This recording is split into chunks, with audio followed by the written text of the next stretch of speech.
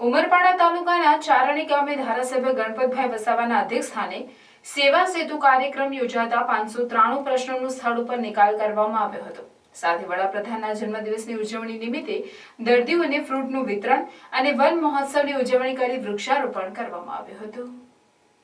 ધારાસભ્ય ગણપતસિંહ વસાવાએ સરકારના સેવા સેતુ કાર્યક્રમના અભિગમને બિરદાવતા જણાવ્યું કે પ્રજાજનોને હવે પ્રશ્નોના નિરાકરણ માટે કચેરીઓના ધક્કા નહીં ખાવા પડે અને સ્થાનિક સ્તરે પ્રશ્નોનું નિરાકરણ કરવાનો પ્રયાસ સરકાર કરી રહી છે।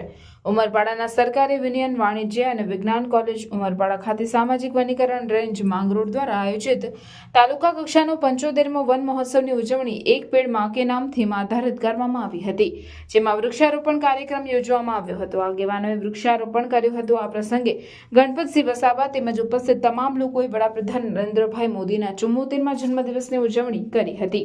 તેઓ તંદુરસ્ત રહે અને લાંબુ આયુષ્ય પ્રદાન થાય અને દેશની વિકાસ યાત્રાને સતત આગળ વધારતા રહો એવી શુભેચ્છા પાઠવી હતી। સાથે ઉમરપાડા તાલુકાની રેફરલ હોસ્પિટલમાં ગરીબ જરૂરિયાતમંદ દર્દીઓના આગેવાનોએ ફૂડ વિતરણ કરી તેઓના ખબર અંતર પૂછી અને દર્દીઓની તકલીફ ન પડે તે માટે કર્મચારી સ્ટાફને જરૂરી સૂચનાઓ આપી હતી।